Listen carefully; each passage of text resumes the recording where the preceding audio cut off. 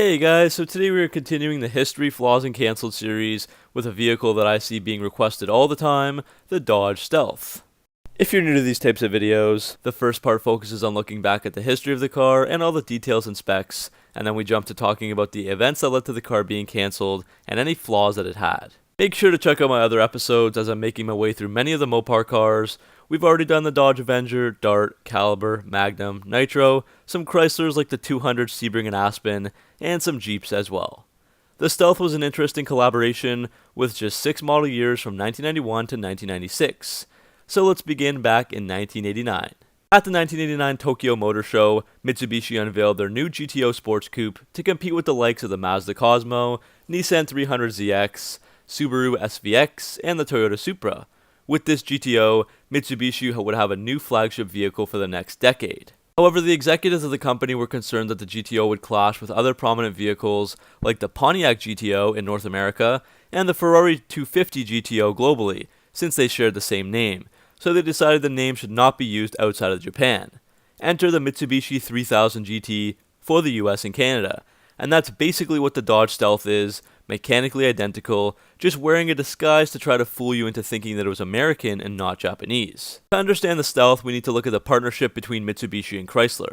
We won't go into too much detail here, as I kind of want to make an entire video on that partnership, but if we head back into the 1970s, we do see the big American manufacturers partnering up with the automakers from across the globe. Everyone had a partner to dance with: GM and Toyota, Ford and Mazda, and Chrysler and Mitsubishi. The goal here was for the Americans to try to learn how to improve the quality of their vehicles, while the Japanese could increase their footprint in the US and sell more vehicles there. So this relationship began in the early 1970s and went on for decades, with badge engineering and tons of jointly produced cars. Chrysler had the specific need of good small cars and wanting to expand globally, while Mitsubishi wanted to make a profit. Chrysler even owned 15% of Mitsubishi Motors in 1981. It was definitely a rocky relationship, as you might expect, but that relationship created the vehicle for today's episode. So enough about Mitsubishi, let's move back to the Dodge Stealth. So the Stealth was a front-engine 2+2 hatchback sports coupe and grand touring car with either front-wheel drive or all-wheel drive. The platform used was also shared with the Mitsubishi Eclipse and Eagle Talon with the exact same wheelbase, but the Stealth and 3000 GT were 10 inches longer and 6 inches wider. Chrysler officially stated that, quote, "The Stealth's design is the result of the collaborative effort between Chrysler and its Japanese partner Mitsubishi Motors Corp." End quote. So Chrysler did influence the styling and bodywork, but not the engineering, as all of these were made in Nagoya, Japan, and it was mechanically identical to the Mitsubishi 3000 GT, as I've said. Chrysler was aiming for this to be a high-performance sports car that could compete with vehicles such as the Chevy Corvette, Mazda RX-7, and the Toyota Supra, and it gave Dodge a new flagship performance vehicle. For the first model year in 1991, there were 4 trim levels available: Base, ES, RT, and RT Turbo. The base started at $18,438, and as the technology and performance increased, so did the prices, all the way to $29,860 for the RT Turbo. 1993 was the last year for the ES model, so from then on there were just 3 trim levels. Prices were up each year, so by 1994 it would cost almost $38,000 for the RT Turbo. If we look at inflation in today's US dollars, this was not a cheap vehicle, as you were well into the $50,000 to $60,000 range for the Turbo model. Now if we take a look at the design, the Stealth was very sleek and gave off the appearance that this had some performance to it. The body was quite aerodynamic, with sculpted air dams on the side, rear spoiler standard, and a very small crosshair grille on the front fascia, something that Dodge of course would become well known for on many other vehicles. For cooling, the front end of the RT Turbo had air dam intakes for the radiator and intercooler. A few cool features were pop-up headlights and blister caps on the hood for the ESC controllers on top of the strut towers. One thing that was lacking here was the active aerodynamics, as the Mitsubishi versions had automatically adjusting front and rear spoilers not found on the Stealth. Moving on inside, as you might expect on a coupe, the Stealth had a cockpit design but was rather claustrophobic. The dashboard wrapped around to the passenger side, and the seats were decently bolstered with good side supports in either cloth or leather depending on the models. The RT and Up models had automatic air conditioning and a more premium stereo, with tweeters in the dashboard, 6-inch speakers in the doors, and 6x9 speakers in the back. Of course, due to the nature of the vehicle, it wasn't too easy to get in or out, and it had next to no space for the rear passengers or cargo room, but that wasn't really the point of this thing anyways. Now we shift over to performance. The engine was set up in 3 different states of tune with varying horsepower levels. The base model got the 3-liter single overhead cam 12-valve V6 with 164 horsepower and 185 pound-feet of torque. The ES&RT got the same thing with a dual overhead cam and 24 valves, increasing the output to 222 horsepower and 201 pound-feet of torque. At the top, the RT Turbo would get a turbocharged version with 300 horsepower and 307 pound-feet of torque, and that's the performance model that everyone talks about. Unlike the other models, the Turbo had a permanently engaged 4-wheel drive and 4-wheel steering, which is a nice feature that turns the rear wheels the same direction as the front wheels at speeds over 30 miles per hour. For the 2 lesser engines, a 5-speed manual standard and a 4-speed automatic was optional. A few notes for the RT Turbo. In 1994, there was a gain in power as the output was boosted up by 20 horsepower to 320 and up by 8 pound-feet of torque to 315. The 5-speed manual was also changed into a 6-speed, and there was no automatic offered. The all-wheel drive system had a 45-55 front-rear torque split and limited slip differential. The posted performance times are shown on screen, with the updated RT Turbo able to hit 0 to 60 in just 5.3 seconds, quarter mile in 13.5 seconds, and hit a top speed of 152 miles per hour. Pretty remarkable for the 1990s, and still great in terms of today's standards. It can easily keep up with a 5.7 Hemi.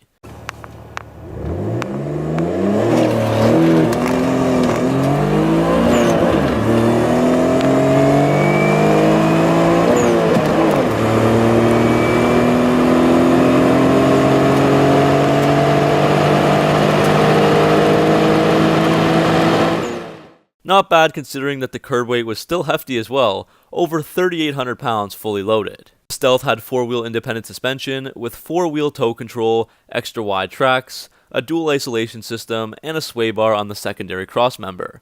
The rear had a self-aligning tow and dual wishbone and trailing arm design. There was also electronic control, optional on any model above the base.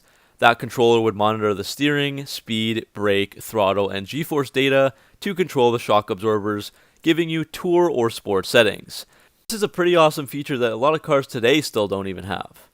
As for the brakes, all the models below the Turbo got very decent 2-piston front calipers with huge 15-inch rotors up front and 14 in the rear. The Turbo improved that with impressive 4-piston front calipers with huge 16-inch front discs and 15 in the back with anti-lock brakes.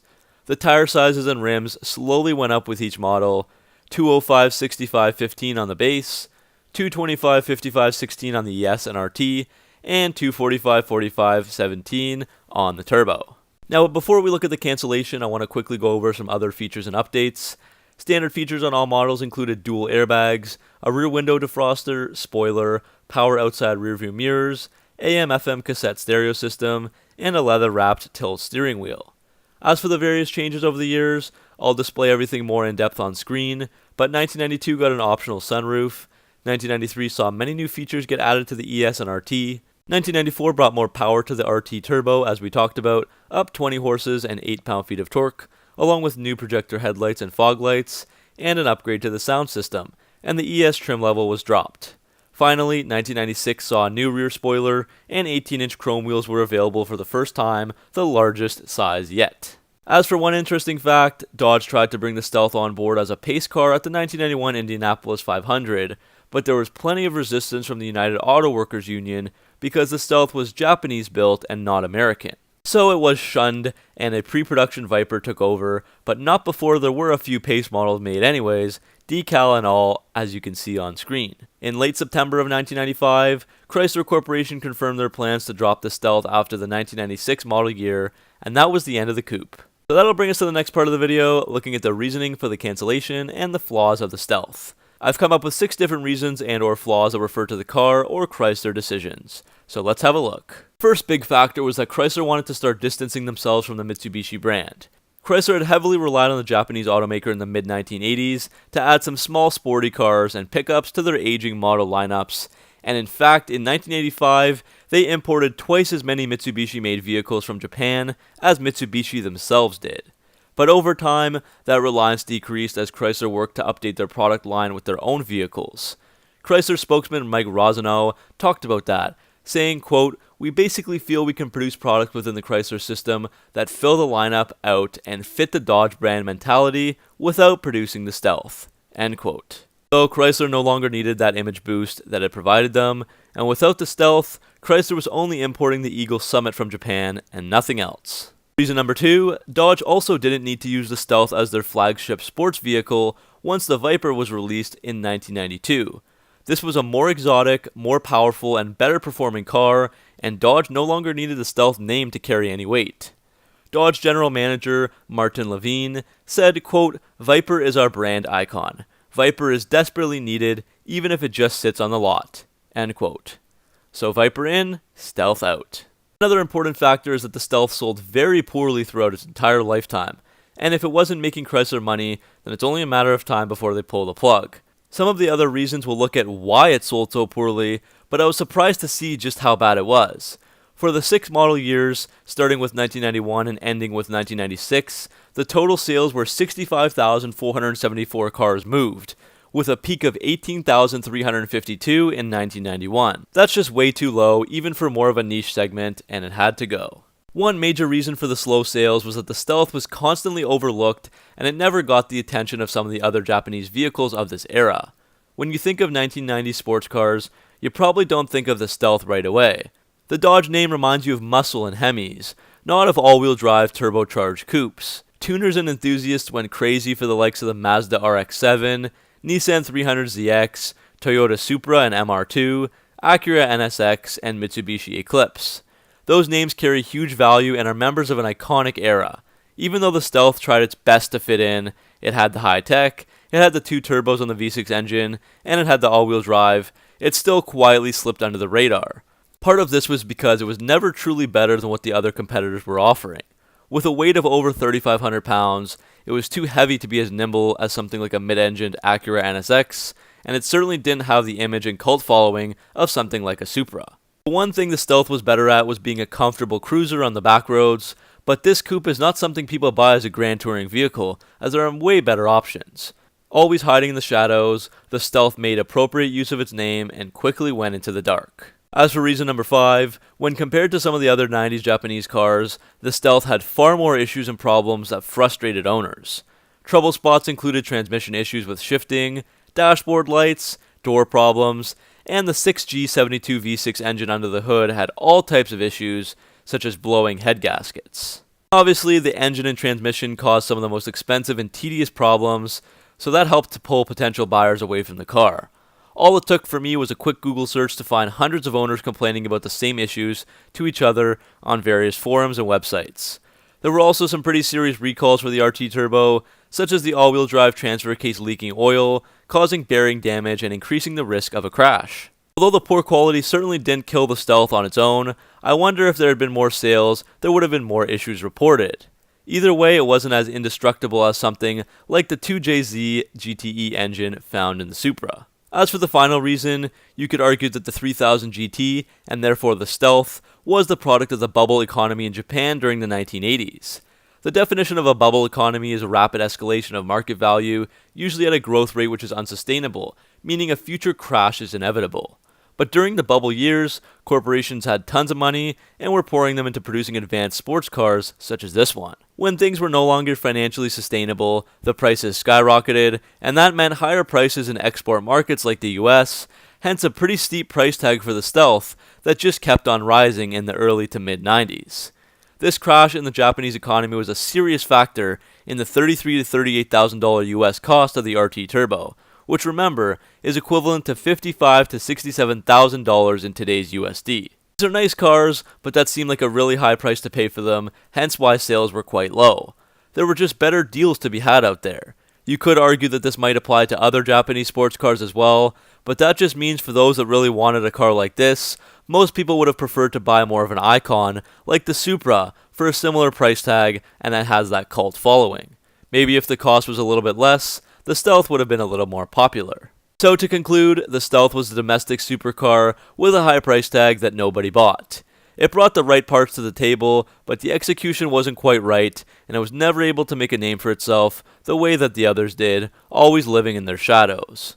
While there was early promise in 1991, the various factors that we talked about combined to stop the stealth sooner than anticipated, gone by 1996. So that's the end of this video, guys. Thanks for watching and hopefully you enjoyed it. What do you think about the stealth? Did you ever own one and how was your experience? And were there other reasons for this cancellation that I missed? Let me know down in the comment section below. Also, if you want to see more episodes in this series, just drop a name for which vehicle I should do next. Make sure to like and subscribe for more Mopar content, and I'll see you guys in the next video.